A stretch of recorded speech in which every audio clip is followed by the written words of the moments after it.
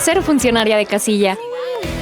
México celebra cuando le abres la puerta a la democracia. Si sales sorteada o sorteado, ábrele la puerta al CAE. Será un honor verte en las casillas el próximo 2 de junio. En estas elecciones, tu decisión es importante. INE. Radio UNAM es un medio que promueve el diálogo, la diversidad y la libertad de expresión en un marco crítico y respetuoso. Los comentarios expresados a lo largo de su programación reflejan la opinión de quien los emite, mas no de la radiodifusora. Consultorio Fiscal.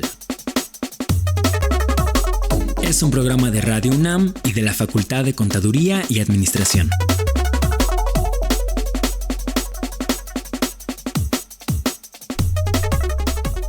Bienvenidos, querido auditorio, a su programa Consultorio Fiscal Radio. Vamos a platicar el día de hoy, que es 14 de febrero, aparte de hablar del amor y la amistad y lo demás.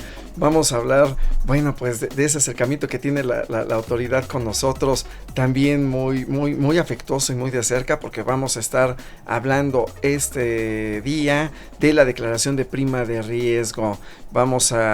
Estamos transmitiendo completamente en vivo en la frecuencia de 860 de Radio UNAM en amplitud modulada y por las plataformas de FCA UNAM Oficial, así como Mirador Universitario de la CUAED y YouTube. Por ahí nos pueden encontrar también. Y por supuesto, si quieren participar en el programa, proponer algún tema de interés, algo que consideren importante para esos tiempos, así como sus dudas y también para algunos premiecillos que tendremos por ahí el día de hoy. Anoten por favor 55 55 36 89 89, así como un 800 50 52 688. Saludos a nuestros amigos de costa a costa, de frontera a frontera y fuera de nuestras fronteras, porque ya nos escribieron algunos amigos que están fuera del país por ahí escuchándonos. Entonces, bueno, pues vamos a dar paso y tenemos a nuestros invitados de lujo para platicarnos del tema, expertos que ahora sí que se la saben de todas, dirían en otros lugares ya se la saben. Esos lugares también son visitados por la autoridad, así que tanto en Ciudad de México, a nuestros amigos, saludos a los que están en Ecatepec, en Nezahualcóyotl, en el Estado de México y en todo el país, y los que nos están escuchando o viendo por plataformas. Bueno, pues nuestros invitados del día de hoy son la licenciada en Contaduría Lorelei Sánchez Muñoz, que ella es licenciada en Contaduría por la Facultad de Contaduría y Administración de la UNAM, así azul y oro, diplomada en Impuestos y Contribuciones y socia del despacho Proyectos y Estrategias de Seguridad Social. Bienvenida y muchas gracias por estar con nosotros y aceptar la invitación. Muchas gracias. Y también nos acompaña, igualmente invitado de lujo, el licenciado en Contaduría, Adán López Bucio, que es licenciado en Contaduría por la Facultad de Contaduría y Administración de la UNAM, es catedrático de nuestra facultad y bueno, pues muchos años de experiencia, tanto en la parte docente, tanto en esta parte muy específica del tratamiento con nuestros amigos del Seguro Social, del Infonavit y toda esta área, así como asesor independiente. Y bueno, pues también te damos la cordial bienvenida y mil gracias por aceptar la invitación, maestro. Muchísimas gracias, buen día, maestro. Muchísimas gracias. Y bueno, pues nuestros amigos, precisamente como les comentaba, pues nos han traído este tema, nos hicieron favor de mandar sus mensajes y nos señalaban que, bueno, pues es un tema de interés porque creo que tiene que ver algo con febrero. Nuestros amigos están celebrando el amor, están celebrando la amistad, pero algunos están precisamente preparando sus declaraciones sus declaraciones de amor, pero ahorita nos van a platicar ustedes de estas declaraciones que tienen que presentar, esta información que es importante para pagar pues hay una cuota, creo que se paga ahí en materia de la seguridad social.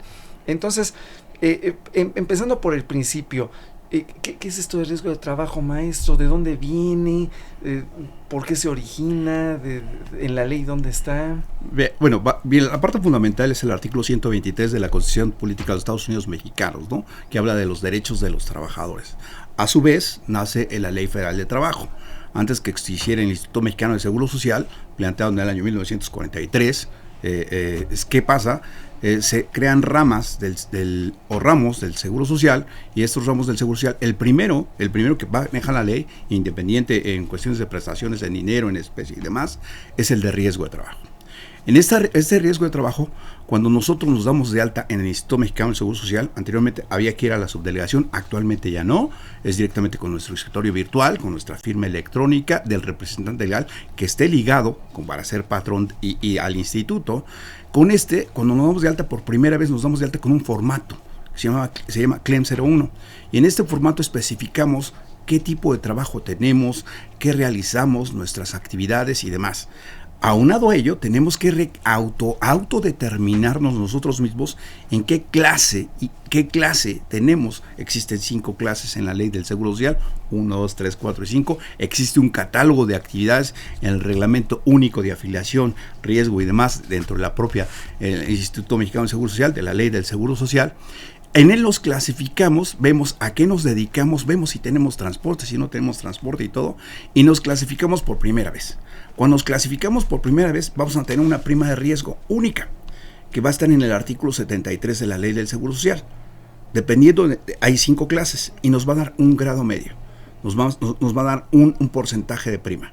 Ese porcentaje de prima lo vamos a tener ya sea nuestro primer año o un año y medio, o dependiendo, porque la prima de grado de riesgo se cambia anualmente siempre y cuando hayamos tenido trabajadores durante los 365 días.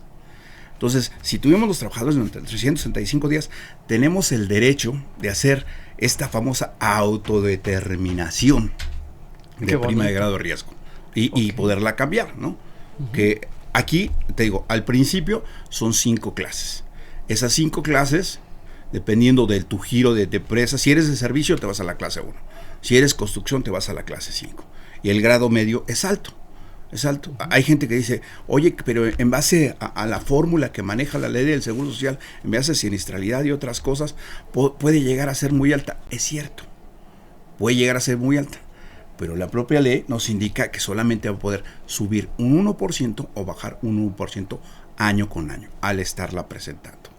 Esa es la parte inicial de que, ¿por qué? ¿Por qué tenemos riesgo de trabajo? Porque el trabajador tiene riesgo de trabajo. Ahora, ¿qué es riesgo de trabajo? Riesgo de trabajo se considera un accidente o enfermedad profesional, que es profesional, que en base a tu trabajo te pegue esa enfermedad. Aquí hay que tomar en cuenta que todo esto tiene que ser clasificado por el propio instituto, que tiene que ir al trabajador al instituto, le tiene que dar un formato, ese formato se regresa al patrón, y el patrón lo llena, certifica que fue lo que pasó y se regresa. En base a eso, ya el instituto dictamina si ese accidente o esa situación fue riesgo, porque el riesgo de trabajo puede ocurrir muchas cosas. Ayer un contribuyente me mencionaba, oye, ¿sabes qué? Tengo una persona que está, yo estoy domiciliado en Toluca y él estaba en la Ciudad de México y sufrió un accidente en la camioneta de la empresa. Digo, discúlpame, él estaba en comisión. Eso es riesgo de trabajo. Entonces ya desde ahí estamos mal, ¿no? Entonces hay que saber qué es eso. La trayectoria, el famosa trayectoria que anteriormente la Ley Federal del Trabajo decía, la trayectoria es de trabajo a tu casa, de tu casa al trabajo. Antes decían 1 hora, ahora por los tiempos, ya ni por el tráfico hacemos 1 hora del trabajo a la casa. Entonces es un relajo. ¿Qué sucede si eres estudiante? Pues tiene que ser de la escuela al trabajo. Y así, ahí se termina esa parte de trayectoria. La trayectoria es clasificada como riesgo de trabajo, aunque no forma parte para efectos de hacer el cálculo de la prima de grado de riesgo de trabajo. Que también iba a calificar, por ejemplo, los que se caen ahora sí que de su cama a la computadora, cuando están en teletrabajo. Los amigos de teletrabajo van a tienen sus características, sería, pero... volvemos a lo mismo, es como si estuvieras en comisión. Así es. Y estás en comisión, estás trabajando. Sí, y califica riesgo. Ahí tendría que determinar la propia autoridad si fue clasificado como riesgo o no, porque ahí te van a decir, ¿dónde estabas? ¿Qué estabas haciendo? Hay gente que se va a jugar fútbol el sábado o el domingo. Clásico. Y no va al Seguro Social hasta el día lunes y dice que se cayó dentro de la empresa. ¿Por qué? ¿Por qué es esto? Porque la prestación en dinero que percibe el trabajador no va a ser la en misma. Base a una incapacidad es distinta. Si es clasificado como enfermedad, solamente es el 60% de tu sueldo. Si es riesgo de trabajo, es el 100% de tu sueldo. Así es. Y que puede derivar de varias cosas. La propia incapacidad que te da el Seguro Social, si de repente tú te pegaste muy fuerte y pierdes la sensibilidad de un miembro, ya sea pierna o brazo, lo puede clasificar como una incapacidad permanente parcial. Oye, pero entonces lo tengo que dar de baja. Lo tendrías que dar de baja y darlo de alta otra vez. ¿Por qué? Porque él puede seguir trabajando de otra cosa. Y especificar en su sistema único de aportación de cuotas en el SUA de que él tiene una incapacidad permanente parcial, pero puede seguir trabajando. Si es una incapacidad permanente total, ya no puede seguir trabajando. Y nadie pueden dar de alta en el Seguro Social, porque entonces el Seguro Social dice, no, espérame, yo ya le estoy pagando, tú ya no le puedes pagar, ¿no? Esas son las partes importantes que podemos manejar y podemos visualizar de los antecedentes de qué es riesgo de trabajo, ¿no? Así es, y yendo entonces de esta parte general donde vimos que vino en la Constitución, baja la Ley Federal del Trabajo, de la Ley Federal del Trabajo entonces se delega esta responsabilidad a partir del pago de una cuota, porque bueno, pues quien tiene la infraestructura es el Estado, entonces en los años 40, 50 se establece el IMSS y bueno, pues se le paga una cuota que incluso se incluyó después en una fracción en el artículo 2 del Código Fiscal de la Federación para efectos de la fiscalización y ejercicio de acción de cobro, y luego bueno, pues ya aterriza en su propia ley. Y bueno, como parte también de estas generalidades, maestra, ¿qué nos puede señalar en el sentido de quién es como sujeto obligado? Digo, porque ya vimos un poquito del origen, pero como sujeto obligado y cómo se va dando este tránsito para que sí, maestro, el seguro. Gracias. Sí, los sujetos obligados son todos los patrones que estén inscritos obviamente al Seguro Social, tengan un registro patronal, puede ser una persona física o bien una persona moral que tenga trabajadores. Ok, entonces persona física o persona moral, nuestros amigos, muy importante, porque luego dice el patrón y normalmente se entendería una persona moral. Pero aquí también es persona física quien va a tener que hacerlo. Ahora, ¿tiene que dar de alta a los trabajadores que quiera o a todos? Tiene que dar de alta a todos sus trabajadores, todos los trabajadores que presten sus servicios, obviamente para la empresa o para su giro, y los tiene que dar de alta, y una vez con esa alta, pues es obligación patronal hacer la presentación o la declaración de esta prima de riesgo, como menciona el maestro. Ok, aquí vale la pena hacer una pequeña acotación en el sentido de los que tienen, por ejemplo, REPSE, ¿no? Los que tienen, así es, que tienen alguna prestación de servicio especializado, que si no lo hacen, entonces bueno, pues por ahí vamos a tener alguna consecuencia, o si no tenemos la debida diligencia de identificar si la otra persona está cumpliendo con sus obligaciones. Muy bien. Y después de eso nos decía el maestro que tenemos que presentar hacer un análisis de la siniestralidad, porque si no se va a poner siniestro el asunto al final del día. Entonces hago una revisión y nos decía el maestro que cada año. Entonces, ¿cuándo la tengo que presentar, maestra? Sí, la declaración se presenta en el mes de febrero. El último día es el último día del mes, 29. Precisamente. 29, en este caso un día más. Es el 29, un día más afortunadamente. Como recomendación, pues obviamente, como dice el maestro, es importante que ahora con las plataformas digitales se pueden hacer la consulta de los casos de riesgo terminados. Estas consultas se hacen mediante el escritorio virtual, con la fiel del patrón, o bien con el certificado digital a través de la plataforma IPSE. Ok, entonces ya tienen ahí esa posibilidad nuestros amigos. Así es. Y hay una estadística muy interesante por parte del seguro, porque habla de más del 90 y casi del 98-97% que ya todas se presentan en línea en todo el país. Son pocas las que ya se presentan en la subdelegación. Entonces solamente llega a acudir el momento que, por ejemplo, que estés haciendo el cálculo, fíjate, anteriormente el cálculo ha cambiado por décadas, ¿no? Anteriormente era una hoja horrible a doble carta que teníamos que llenar en máquinas especiales. Después se hizo, ya el propio instituto nos generó un programa en Excel para que nos dieron bajando la página del SUA, y en ese programa de Excel podíamos hacer el cálculo, porque es una fórmula actuarial y muchas personas no la entendían. No entendían que hasta el final decía más .005.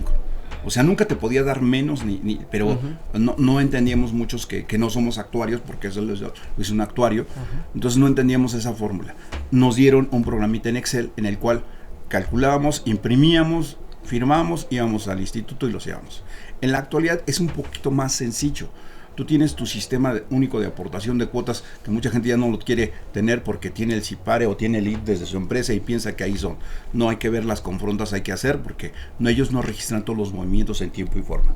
Después del día 15 ya no registran ninguno. Así es. Entonces hay que ver que se estén registrando todos y hacer la comparativa. Como decía la maestra, acertadamente, en la actualidad tenemos esa gran ventaja, porque antes muchos trabajadores no nos daban los avisos de prima de riesgo de trabajo.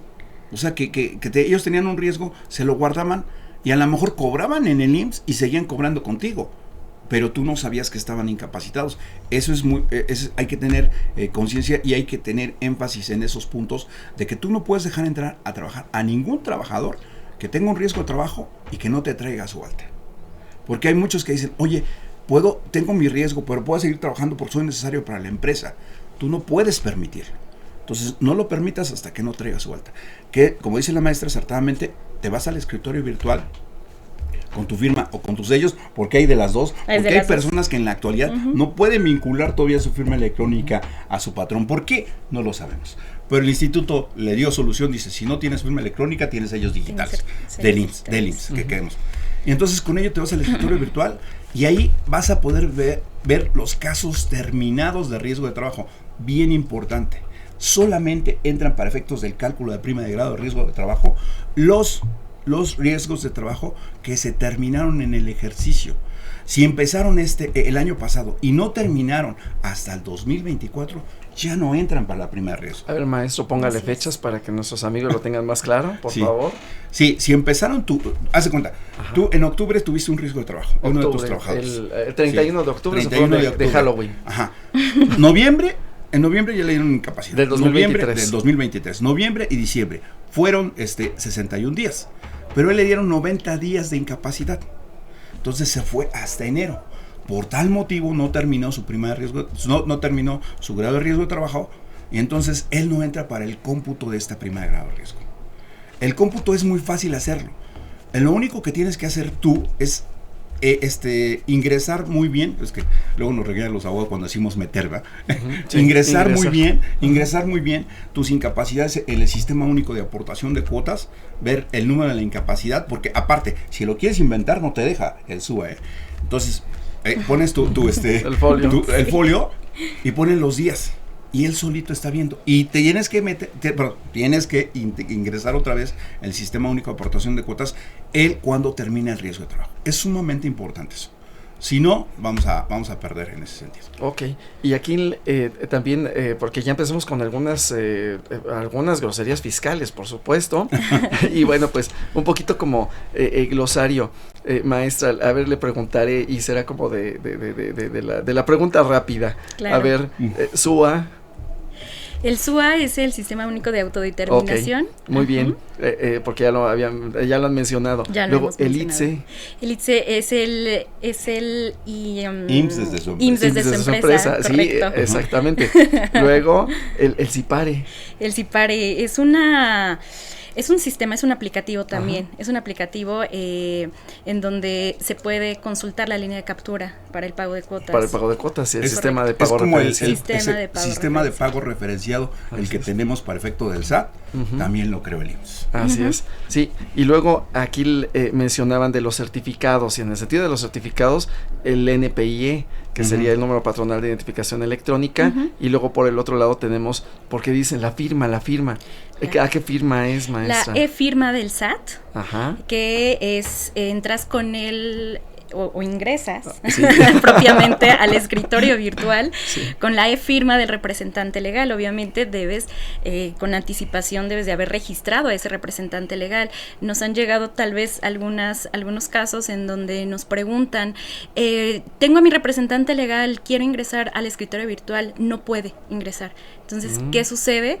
Pues porque no han dado de alta al escritorio virtual a ese representante legal. Entonces, en primer lugar, deben de darlo de de alta con la e-firma del patrón o de la empresa, y obviamente adjuntar documentación comprobatoria del representante y posteriormente firmar con la e-firma. Entonces, es una empresa de reciente creación o que por alguna cuestión cambiaron de representante. Así ahorita es. Estamos como muy a tiempo. El cambio de representante es el problema. El cambio de representante, el Instituto Mexicano del Seguro Social, no sé qué pasa, pero no tiene a veces la funcionalidad, llamámosle así, de hacer el cambio de representante tan rápido como lo puede hacer el SAT.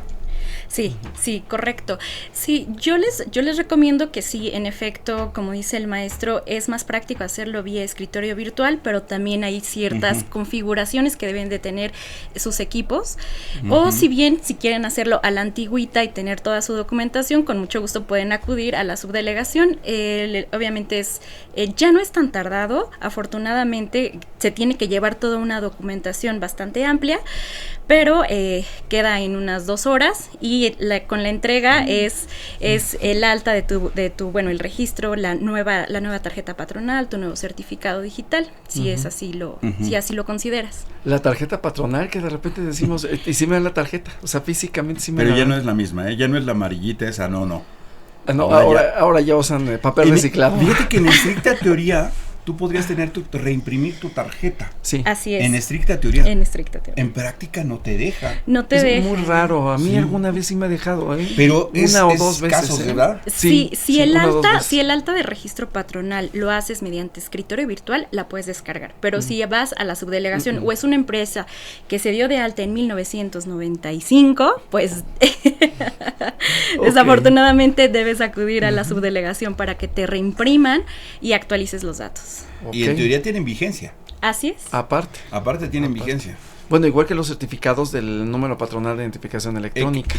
Ahorita que dijiste la vigencia, y eso es importante, y que dijimos tarjeta patronal, si tú todavía lo haces a la antigüita, que imprimes vía SUA, imprimes tu determinación, tu formato de determinación y la firmas, para poderla presentar en la subdelegación correspondiente, tiene que ser mediante presentación de la tarjeta patronal, si no, no te la aceptan. Y les digo que son como 3% los que los permiten así, porque entonces lo que hacen es, me la rechazan y entonces tengo que llevarla.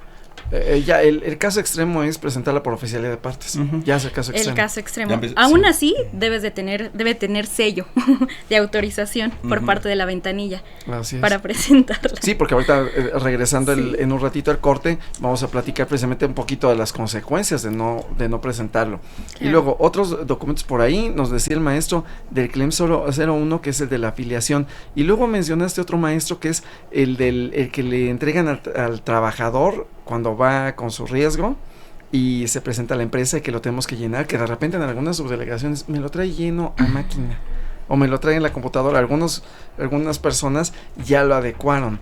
Entonces el formato es el ¿qué? Anteriormente era el ST01, ahora le llaman ST07. El ST7 o el ST07, donde tenemos que hacer una relatoría, platicar qué fue lo que pasó, a qué hora pasó, y medicina del trabajo lo va a revisar, ¿no? Y ya va a determinar, así es, lo evalúa, y de todas maneras, pues pudieras no estar conforme, ¿no? Fíjate que no solamente desde ahí, desde el momento que tú te estás dando de alta ante el instituto, en el famoso CLEM 01, el instituto puede revisar, evaluar qué estás haciendo y puede mandar una verificación ocular, que ya casi no lo hace, pero antes sí lo hacían, mandar una verificación, porque tú dices, tengo 5 trabajadores, llega el instituto y dice, tiene 20, yo no tengo maquinaria, y de repente estás hablando de una empresa que tiene tornos y todo. Entonces, ¿qué hace el instituto? Inmediatamente o puede dejar pasar el tiempo y te reclasifica. Así es. No estabas en clase 1, estabas en clase 5 y ahora me debes 5 años. Porque a veces llega a pasar así. Sí, 5 años. Entonces te reclasifica y te dice, tú no estabas aquí, estabas acá, y entonces ahora me pagas. Sí, yo creo que es importante el llenado del formato de la ST7, porque ahí es donde tú, patrón, describes el puesto y la actividad que está desempeñando el trabajador. Entonces, como dices, maestro, es importante ingresar o especificar la hora, el detalle, quién era su jefe inmediato, las actividades, el horario, lo que refiere el trabajador. Si es que tú tuviste la oportunidad de verlo, pues lo pones como de puño y letra, o si no, se refiere el trabajador que presenta este tipo de accidente. Ok. Es muy importante. Y Ajá. asimismo también, una vez teniendo el formato de la ST7, concluir con el alta de la ST2, que es el alta del trabajador.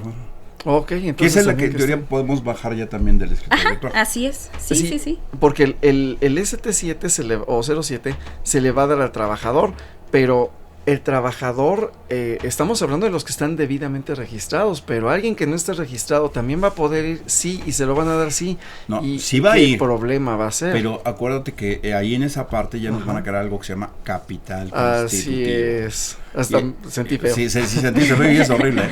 Sí. El Seguro Social le va a dar la atención médica, quirúrgica. Lo único que no le va a dar es la prestación en dinero. Y te voy a explicar por qué. Porque no está dado de alta. Sí se la va a dar, pero va a tomar nota y va a decir, bueno, ¿quién es tu patrón? Él va a decir quién es su patrón, va con su patrón, tú no lo afiliaste por tal motivo, tienes un capital constitutivo. Así es. Y antes de irnos a la pausa, bueno, el capital constitutivo, bueno, tomemos agua y para nuestros amigos que lo han tenido seguramente ha sido, bueno, pues un poco fuerte. Acaba a veces con la empresa porque llega Totalmente. A ser muy, muy, muy fuerte. Y bueno, pues para nuestros amigos que nos están escuchando, estamos en vivo en las frecuencias, en la frecuencia del 860 de Radio UNAM. Estamos también por las plataformas FCA UNAM Oficial, Mirador Universitario de la CUAIED, así como YouTube. Nuestros números en cabina, y para los que nos están viendo por ahí también los pueden observar, y para los que no, tomen un lapicito y anoten 55 55 36 89 89, así como 850 52 688. Por ahí nos encuentran. Y bueno, pues tengan lista también esa plumita y ese papel, no me los dejen, porque regresando a la pausa vamos a hacer por ahí unas preguntitas para 2 suscripciones. Y bueno, pues nos vamos a la pausa porque vamos a escuchar En Déficit. Gracias y manténganse con nosotros. Consultorio Fiscal Radio. En Déficit, con José Silvestre Méndez.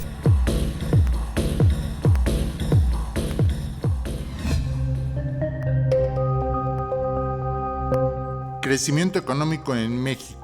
Los detractores del actual gobierno pronosticaban una caída vertiginosa de la economía mexicana si López Obrador llegaba a la presidencia de la República, cosa que no ha ocurrido. En 2023, el Producto Interno Bruto de México creció al 3.1%, cifra superior a la esperada por las principales agencias financieras internacionales. Incluso, se espera que para 2024, año de elecciones en el país, el Producto Interno Bruto crezca entre 2.5% y 3%, cifra considerada buena si tomamos en cuenta que la economía mundial se está desacelerando y se pronostica bajo crecimiento económico mundial para este año. Como tendencia, se observa que el Producto Interno Bruto ha tenido 9 trimestres seguidos de crecimiento, cosa que pocas economías del mundo pueden presumir por los conflictos armados, la inflación mundial y la falta de materias primas en algunas industrias. La economía mexicana, pese a todas las adversidades y pronósticos en contra, continúa creciendo. Los flujos de inversión extranjera, privada y pública no se detienen, lo que demuestra que los inversionistas tienen confianza en la conducción económica del país. A nivel internacional, se considera que México es uno de los países que mayor dinamismo económico demuestra. En efecto, las obras públicas en infraestructura no se detienen, pero también las obras privadas con participación mexicana y extranjera se siguen expandiendo. El fenómeno de la relocalización o nearshoring ya está contribuyendo a mejorar la dinámica económica del país. La estimación oportuna del Producto Interno Bruto publicada por INEGI el 30 de enero de este año señala que el sector agropecuario tuvo un crecimiento de 2.2%, pero el sector que más creció fue el industrial con 3.6%, seguido del sector servicios con un crecimiento de 2.9%, todo esto en 2023. Se espera mejorar estas tasas para 2024, con lo cual el sexenio tendrá un buen cierre económico, a pesar de los problemas derivados por la pandemia por COVID. Del lado del panorama laboral, el Instituto Mexicano del Seguro Social registró en diciembre de 2023 más de 22 millones de trabajadores formales, lo que se considera una cifra récord y que manifiesta un crecimiento de más de 800,000 empleos formales el año pasado. Buena noticia. A pesar de ello, la informalidad no disminuye. Más de 30 millones de mexicanos siguen trabajando sin ninguna prestación y sin estabilidad en el empleo. En este último año de gobierno, 2024, las políticas públicas en general deben estar encaminadas a reducir de manera drástica la informalidad en el país. Para eso, sigo insistiendo, la política económica debe favorecer el desarrollo de micro, pequeñas empresas y fomentar el desarrollo de cooperativas y empresas comunitarias. Otra cuestión positiva de la marcha de la economía en el gobierno de la autodenominada Cuarta Transformación es, como hemos comentado, la recuperación del salario mínimo que ha crecido en lo que va del sexenio más que el índice nacional de precios al consumidor, es decir, el salario real ha mejorado su poder adquisitivo. Sin embargo, las desigualdades en el país parecen no mejorar. A pesar de lo hecho, falta mucho por hacer. Esta es una tarea pendiente de la próxima administración. Para disminuir las desigualdades sociales, propongo en primer lugar una política económica que tenga como objetivo mejorar la distribución del ingreso en el país por regiones geográficas, por actividades económicas, por género, mejorar las percepciones salariales de las mujeres y también en forma personal. Sigo insistiendo que la mejor estrategia es seguir un modelo de desarrollo sustentable que tenga como base el desarrollo social equilibrado, el mejoramiento económico para todos con un gran respeto a la naturaleza y a la biodiversidad en todas sus manifestaciones.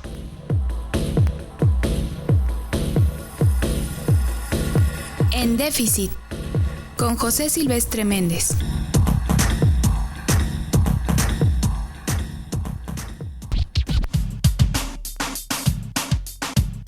Consultorio Fiscal Radio. Querido auditorio, estamos de vuelta. Gracias por estar en esta emisión de Consultorio Fiscal Radio. Vámonos rápidamente con la cuestión de la declaración de prima de grado de riesgo. Ya tenemos algunos comentarios. Algunos saludos desde Teotihuacán nos saludan. Entonces, bueno, pues Teotihuacán, Estado de México. También aquí Silvia Monter nos saluda. Buenas tardes. Kamal Lascares también, muchas gracias, saludos. Y también la licenciada Erika desde Fort Worth, Texas, también, ya nos escuchan por allá. Socorro Barrera desde Morelos. Y aquí ya viene también Héctor Luna, también ahí nuestro querido amigo. Dice fuerte y enorme abrazo. Y aquí ya viene una pregunta y saludo de David Martínez. Bueno, con el tema de las incapacidades, ¿dónde se pueden checar? Lo que estábamos ahorita tras bambalinas, ¿dónde se pueden checar las incapacidades que hayan tenido los trabajadores? Bueno, pues para esos efectos, ahorita comentamos ese punto. ¿Cómo integramos ese expediente? Muchas gracias. Sí, Sandra Abel, saludos también. Emilio Gallardo, saludos. Muchas gracias por sus saludos. Y bueno, pues precisamente arrancando con esta cuestión de esta pregunta de David Martínez, pues nos va a dar pie en lo que continuamos. Ahora sí que ¿cómo le hago? Ya el sistema me ayuda, pero ¿qué es lo que tengo que revisar? Manualmente, ¿qué es lo que tengo que hacer? Más que manualmente, fíjate. Bueno, manualmente y en el sistema, ¿no? En estricta teoría, fíjate que es muy complicado. Porque tú en estricta teoría tendrías que ir a las clínicas de tus trabajadores a revisar, mandar a revisar si tuvieron prima de riesgo de trabajo. Hace rato comentábamos fuera del aire con la maestra. Decía, es que oye, ¿nos podemos apoyar del escritorio virtual? Sí, pero ahí dice que son datos informativos. Es correcto. O sea, no te está diciendo que son reales. Ahí ellos están utilizando su lavamanos. Claro. Los auditores lo utilizan, ¿no? Su lavamanos. Pero aquí nosotros tendremos que estar certificando que nuestros trabajadores, yo por ejemplo que tengo despacho, tú que tienes despacho, si lo calculan otras personas y nosotros nada más lo revisamos, oye, fírmale que tú dices que son los que son. Uh-huh. Ahí yo ocupo mi lavamanos. Tu empresa, estos son los que me mandaste, estos son los que estoy poniendo. Okay. Si sale uno después, pues tú no tenías conocimiento ni yo tenía conocimiento. Para tener conocimiento tendrías que ir a cada una de las clínicas del Seguro Social a revisar, y no sé si te vayan a dar esa información, por cierto. Se tardan un poquito. O sea, sí lo puedes solicitar, pero no te lo van a dar inmediato. Entonces tendríamos que empezar a hacer esto desde enero. Así es. Para que en estos días me estén contestando y lo pueda presentar. Y en ese sentido, que también, queridos amigos, les recordamos nuestros teléfonos en el estudio, que son 55 55 36 89 89, así como el 850 52 688. Y bueno, pues procedamos a la pregunta que ahorita decíamos. Los números para que ahí para nuestros amigos, porque fue un poquito rápido. Tomen, así es. No apunte bien. Exacto, no apuntó bien aquí el maestro, porque hice el ejercicio aquí el maestro y dijo, no lo anoté correctamente. Así es. Nuestros queridos amigos, para que estén listos con pluma y papel, que tengan ahí, a continuación les daremos la pregunta para que se ganen 2 suscripciones. 2 suscripciones, así es, tenemos una, pero aquí nos acaban de decir felizmente que va a haber 2 suscripciones. El teléfono, exactamente, así es, ponemos así el corazoncito ahí en la imagen para los que nos están viendo. Y bueno, este año, es decir, la declaración del 2023, ¿hasta cuándo se tiene, hasta cuándo es la fecha para presentar esta declaración? Sí, que nos digan hasta el día exacto, día de día. Así, la fecha exacta, que nos señalen, por favor. Y bueno, pues las 2 primeras comunicaciones y que sean correctas, por supuesto, van a ser acreedoras a estas 2 suscripciones. Y bueno. Ibas a dar el número. El número, así es. Sí, antes de que se nos olvide. Ajá. 55 55 36 89 89, así como el LADA 800 50 52 688. Ya fue más despacito para que lo anotara aquí el maestro y la maestra. Así Muy es. bien. Bueno, pues entonces regresemos. Ya tengo los datos, ya estoy integrando el expediente, ya fui al escritorio virtual, ya fui a las clínicas, ya me entrevisté, ya puse casi de cabeza a todos mis trabajadores, les dije, a ver, confiesa, a ver, indícame si tuviste algún riesgo de trabajo, y bueno, ya integro. ¿Y ahora qué hago? Bueno, a través del Sistema Único de Autodeterminación, que es donde vamos a capturar todas las incapacidades, ahí es donde tenemos que hacer el vaciado de las mismas, con fecha de inicio, con fecha de término. Como especificábamos al principio, los únicos casos que va a considerar el sistema son los casos de riesgo terminados, es decir, que hayan terminado antes o como máximo al 31 de diciembre de este 2023. Ok, con la característica peculiar ya señalada. Ya, es correcto. Ya los tengo. Ahora, en estricta teoría también en el SUA ya debía haberlos alimentado en el transcurso del año. Del año. Así es, pero bueno, que no los tenía, que no me los reportaba. Sí, hay algunos casos que pues de repente se puede llegar a trazar la documentación, ¿no? Sí, y que hay una situación de riesgo porque en ese sentido de repente cuando no se entera el patrón, pues lo hace el trabajador por así que por patear el pesebre, perdón de la expresión, pero porque la prestación en económico, ¿de cuánto nos dijo maestro que era cuando se determina el riesgo de trabajo? Riesgo de trabajo te da el 100% el IMSS. Y aparte, el trabajador no lo declara porque dice, me siento bien, nada más hay una cortadita, o traigo mi bracito enyesado y con eso, pues nada más ahí como que... ¿Y sabes por qué no declara, Abraham? Porque su aguinaldo va a salir menor. Porque como el cómputo del aguinaldo son los 365 días del año y a ti te dieron una incapacidad, esa incapacidad te la pagó el Instituto Mexicano del Seguro Social con el salario base de cotización que está plasmado en el artículo 27 de la propia legislación, la ley del Seguro Social, pero ya cuando te paga esa incapacidad en dinero, te está pagando la parte proporcional del aguinaldo que ahí viene integrada. Aquí algunas cuestiones particulares creo que vale la pena señalar en el contrato. Cuando están renovando su contrato pueden trabajar esa parte para decir que no se me descuenten esos días. Tiene sus particularidades. No podrías hacerlo, sí. Pero en teoría el patrón está pagando de más. Así y se es. tendría que reintegrar. Recalcular en el la integración. Sí, porque le estás esa pagando parte, doble. Exactamente. Sí. Y para efectos de PTO, ya que te metiste ahí en ese camino, maestro, ¿se descuentan esos días o no se descuentan? Riesgo de trabajo, sí. Los únicos días que no se descuentan son maternidad. Así es. Entonces también, y que no se los vayan a calificar como riesgo de trabajo la maternidad, ¿no? También ese es otro punto. Más difícil. Sí, es un poco más difícil, más pero puede complicado. pasar. Así es. Sí, y bueno, entonces ya integramos el expediente, ya utilizamos el SUA, ya revisamos, ya fuimos a la subdelegación. Y en el primer cálculo, o hago el cálculo afuera, tengo mi hojita de Excel de hace tantos años y me resulta que tengo un porcentaje del 23%, porque hasta se me murió 2 trabajadores, no 1, 2. Y me sale del 23, del 25, del 33%. Me sale un incremento que lo puedo hacer o va a pasar. No te preocupes, en la legislación. Okay. Primero, el SUA calcula y te da 23%. El resultado fue 23%. Prima de riesgo de trabajo para el próximo año te calcula un 1% máximo más. O sea, tenías 3.5, va a subir a 4.5, no al 20%. Okay. Hasta llegar a un tope máximo que es del 15%. Y un tope único es del 0.05%. 0.05%. Ahora, ¿puedo tener la combinación, maestra? Por ejemplo, una clase 1 con 15%. ¿Sí se puede dar? Sí se puede dar, incluso por la siniestralidad. La siniestralidad, es correcto. Sí Okay. se puede dar. Entonces hay nuestros amigos que lo tengan pendiente y que tengan pues revisiones de control interno y las comisiones que estén trabajando para que se reduzca. ¿Y cuánto se reduce? Porque algunos, lo que decías hace rato, al 0.5, pero igual, máximo 1%. Tienes 2.5, bajó al 0.5 de acuerdo a la fórmula actuarial que tenemos en el 72. ¿Sabes qué? Va a ser 1.5 este año. Okay. Y el próximo año, va a ser mínimo 0.05. No puedes bajar más de eso. Ok. Y ahora, ¿qué va a pasar? O qué vamos a suponer que determino la del 2023 que presento en el 2024. ¿Qué va a pasar con si no la presento?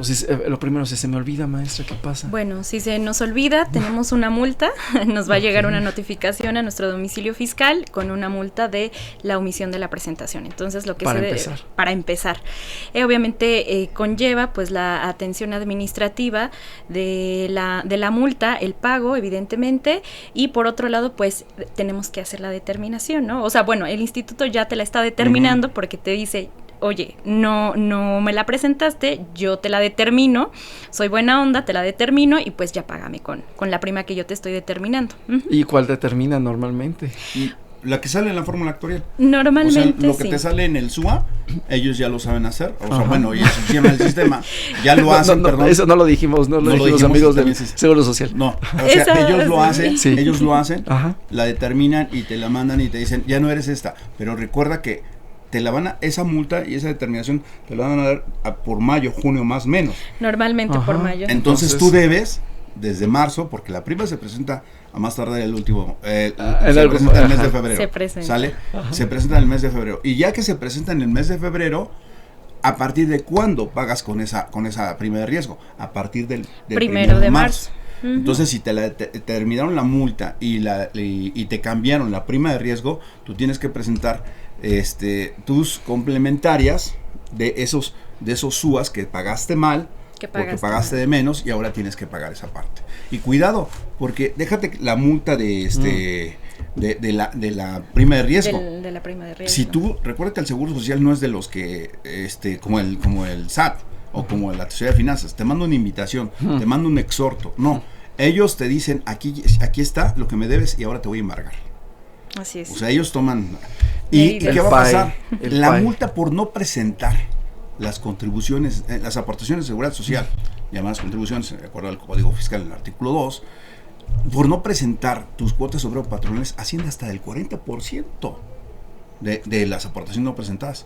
Entonces te podría ejercer y lo hace, multarte, o sea, aparte de mandarte la multa de la prima de riesgo, multarte por cada declaración no presentada bien del SUA. Sí, normalmente, bueno, en la experiencia lo hace, te reclasifica, En algunos casos te lleva la prima media, me ha tocado que te lleva la prima media. Por cambio de actividad se llega a dar el o dos, recuerden que la ley, le digo a los escuchantes, no a nosotros, recuerden, escuchantes, que la ley dice que si tú tienes hasta 10 trabajadores máximo y no presentaste tu prima de grado de riesgo, se sobreentiende que te vas a apegar a lo que marca el artículo 73 de acuerdo a tu clase, o sea, te va a mandar al grado medio de acuerdo a tu clase.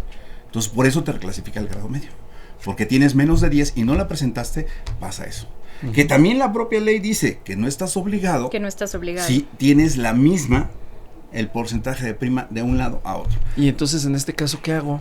Si te multó o si te dijo, me reclasificó.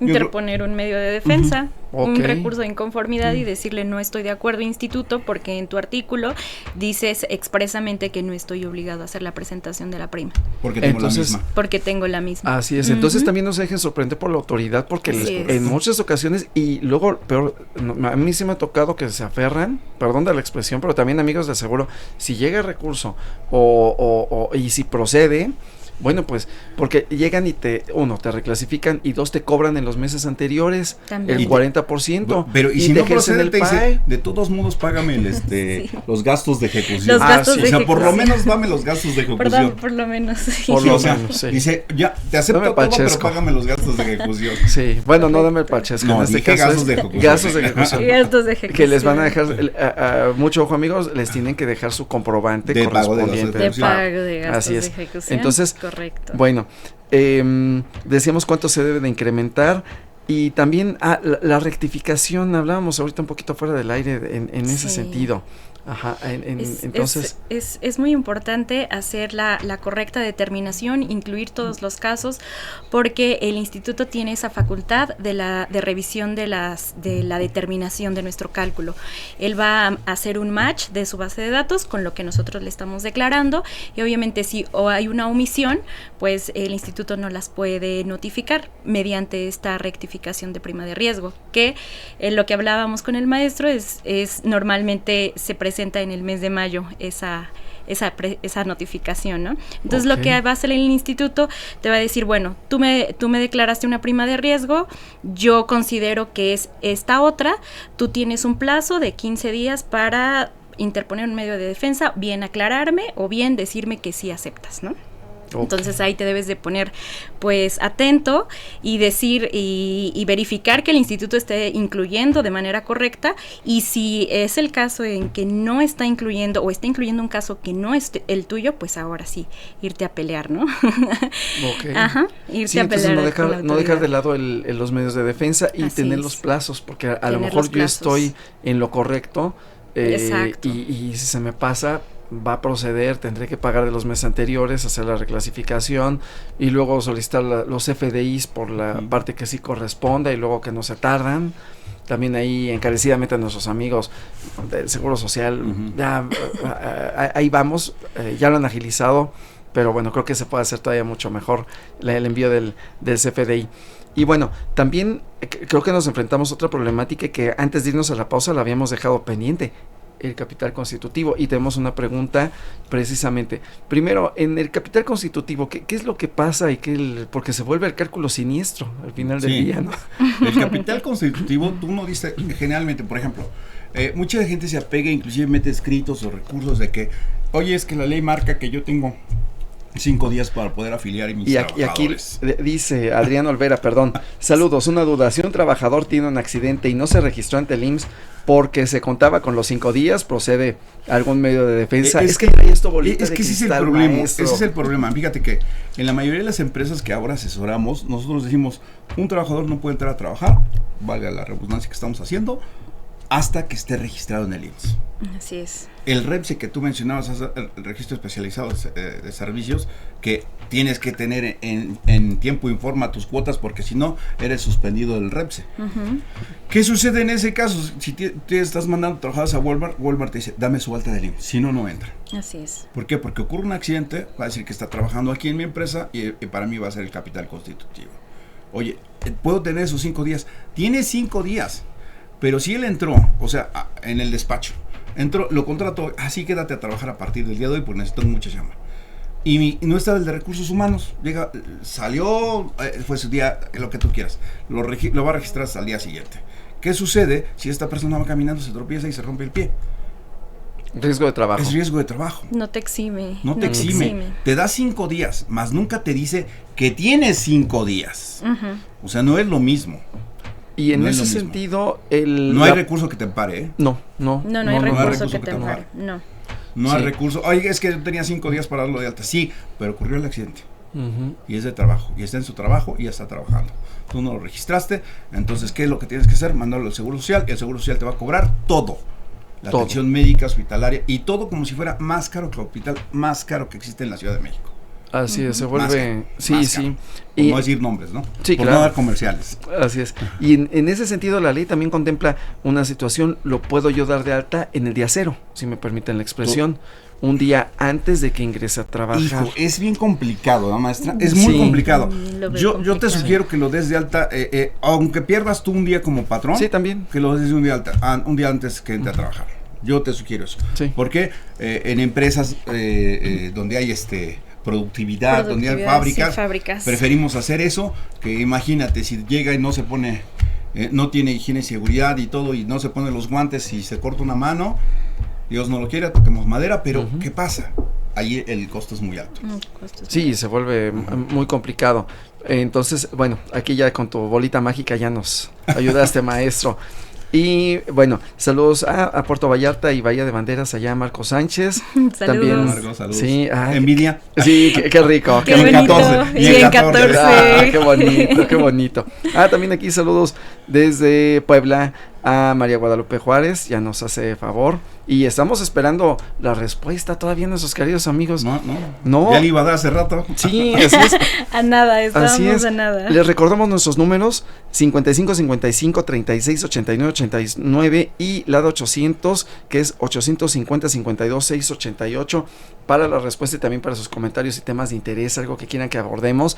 Con todo gusto lo revisamos por acá. Y bueno, pues entonces es todo un mundo esto de tanto del capital constitutivo, la multa, la reclasificación, la rectificación.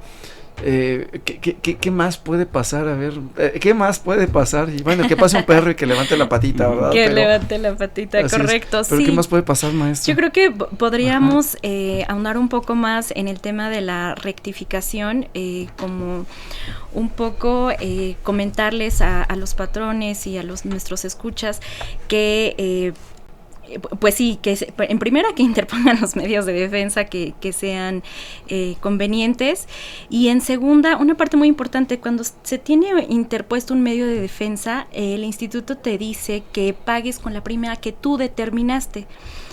¿Es correcto? Pero lo que pasa en el día a día, o lo que yo he visto, es que el instituto te dice, bueno, pues sí, estás con tu medio de defensa, pero págame las diferencias que ya tienes, de marzo, abril, mayo, porque yo te estoy notificando en mayo. Entonces, como sugerencia, yo quiero decirles que mejor paguen con la que les determina el instituto, y una vez que les resuelvan, ahora sí, piden el pago de lo indebido. Para ello, todo esto para evitarse todos estos requerimientos por parte de la autoridad. Y aquí, a ver, pregunta de su servidor, ¿nota de crédito o pago de lo indebido? Bueno, es pago de lo indebido, es una devolución.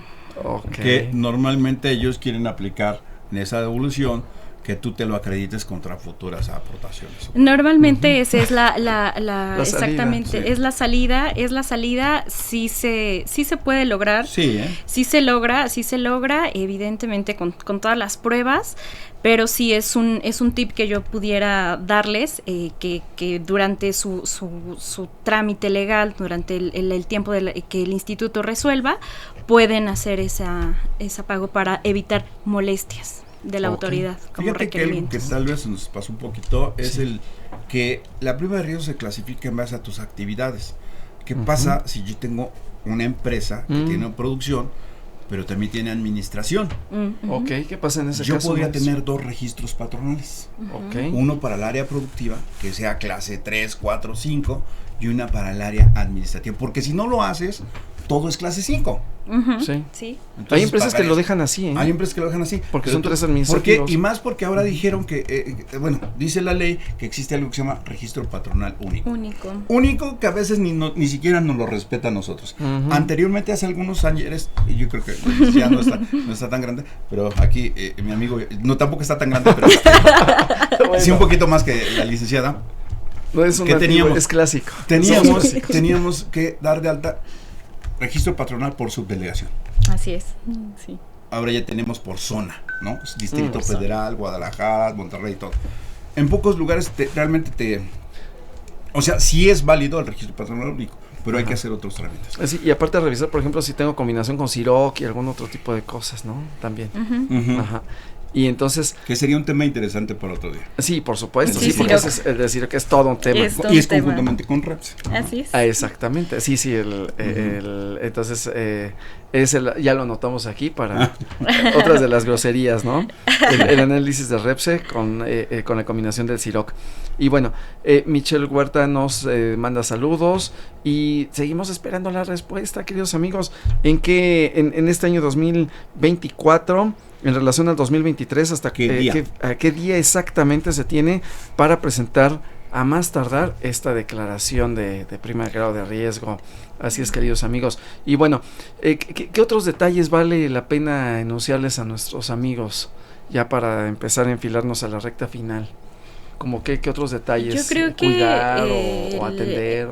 Yo creo que es importante, yo veía que hay empresas que se dan de alta a mitad de año y dicen, yo inicié mis actividades el 1 de julio y entonces ahora que llega este mes de febrero, ¿la presento o no la presento? Esa es una consulta que normalmente es muy recurrente y pues la respuesta es no la presentes hasta que cumplas un año, un ejercicio.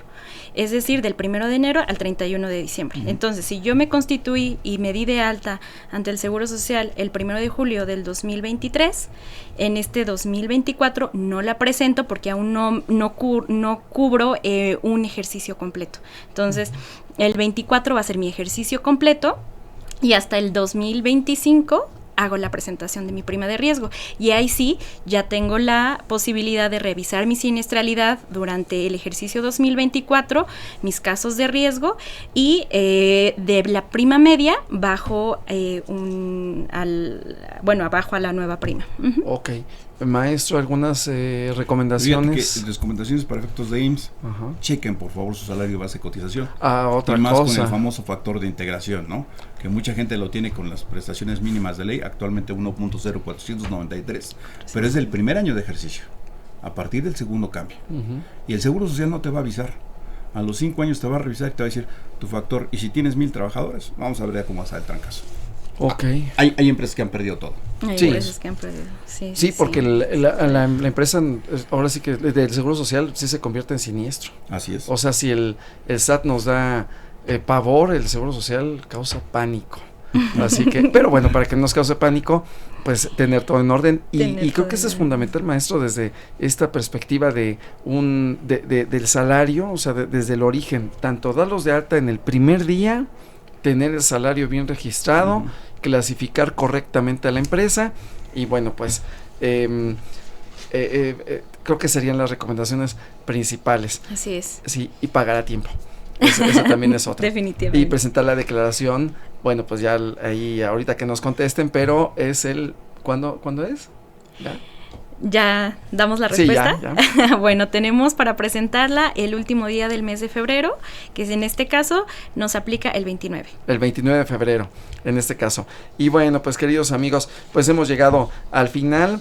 Les agradecemos muchísimo que se hayan conectado con nosotros, que estén aquí presentes. Gracias, maestra.